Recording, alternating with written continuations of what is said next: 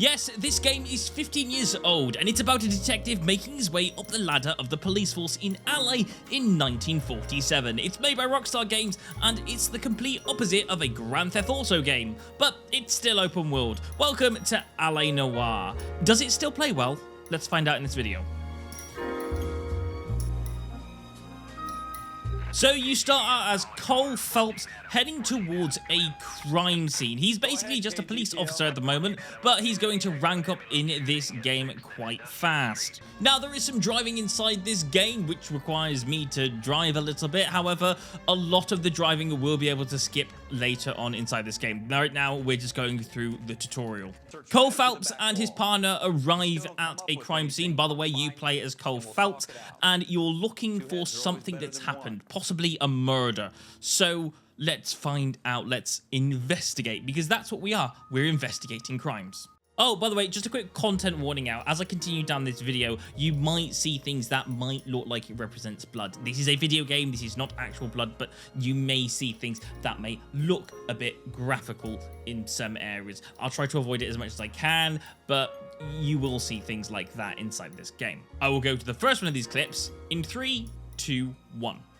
Yes, it's blood on a door, and one of the things that you can do inside this game is basically checking out different clues. Different clues will gain you different locations and more information to talk about with people. So, for example, with this gun up on the roof, you can see who sold the gun and then go down to that location to find out more information. So you get it, it's kind of a clue finding game. Now you're in this place, now you're just looking for more clues. You know what the gun is, so you're just trying to find the gun that matches the description. This is nice and easy because it's the kind of the tutorial level.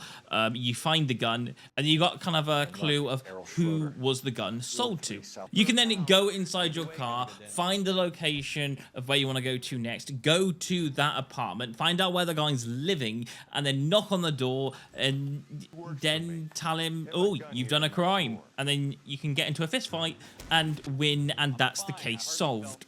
But we're police officers, we're not full investigators, so I only had one more clue, and then that was this case pretty much done. We moved to the next case. Now, the next case isn't really a case, it's more tutorial, and what it's showing off is how to shoot and use a gun inside this game. So this is kind of a bit of a gunplay off, and you won't really be using a gun that often, but in case of the times that you do, it's nice to know this stuff.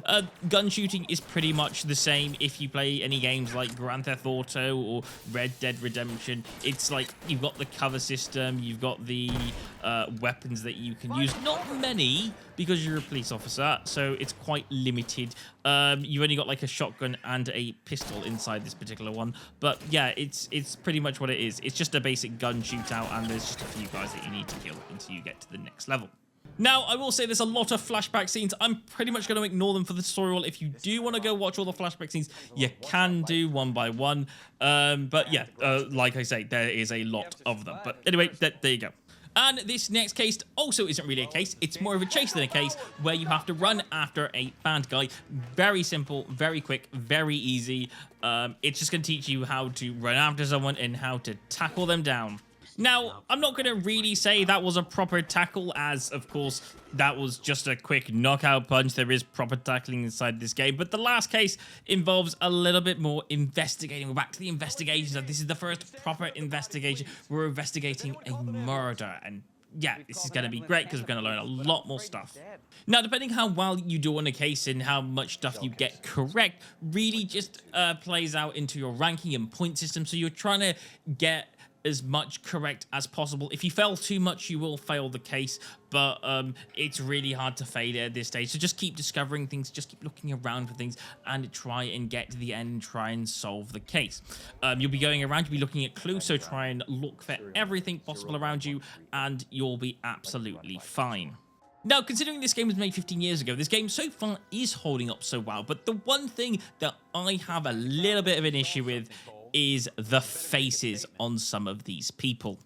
I don't think this part's done very well because, you kind of have to look at faces and, you kind of have to tell by looking at them whether they're telling the truth or lying. And with the graphics on some of this game, the faces look just a little bit weird with some people because I think they had to try and record the faces to make them look as much like the people. So the facial animations that the people acted with had to be portrayed to the game. Now, the character that you play as, I could probably about manage, but everybody else, every other character just looks a bit off or looks a bit weird, and I just can't. It's the one thing that gets me on this game. It's the one thing that I don't think holds up right, and if they remade this, they'd probably do something a little bit better, but for the facial animations on characters, I think it just looks a bit weird and might be its only letdown. But we need to talk about how interviews work when you interview people. Basically, when you're interviewing these people, you have three options. You have good cop, which means you believe them and they're telling the truth.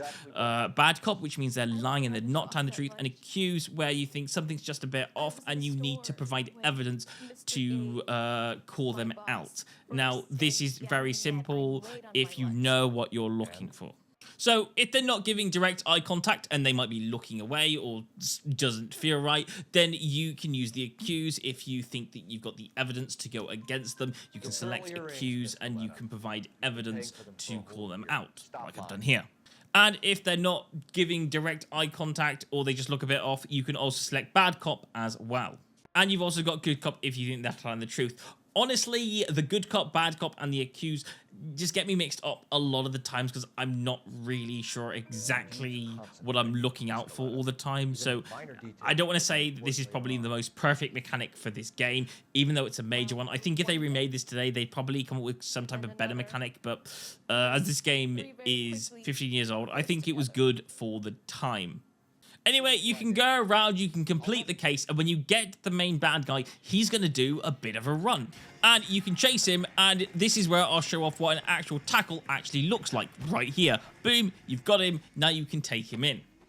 Now, I will say this, at the end of every case, you will have to kind of accuse someone of doing a crime 9 times out of 10. So, yeah, you'll be sitting inside this investigation room and you'll be able to decide who's done the crime. If you get everything correct, well done, you'll have completed the case. Sometimes you might accidentally get the wrong person if it's multiple people that could have done it, but like, it all depends how you play the game. You just look for clues, try to get every piece of information and just be a detective. This game is awesome and it's just a lovely detective game. I absolutely love it.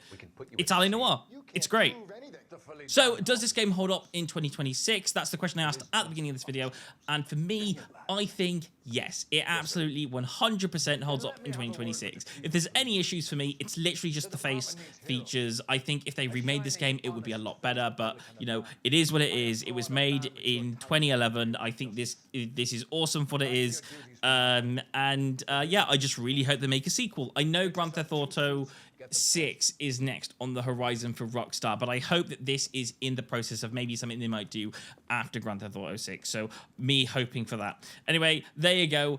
That's Jump Inside Games out. Hopefully you enjoyed. If you did enjoy, please don't forget to like and subscribe, and I'll see you guys in another Jump Inside video very soon. Thanks for watching and goodbye.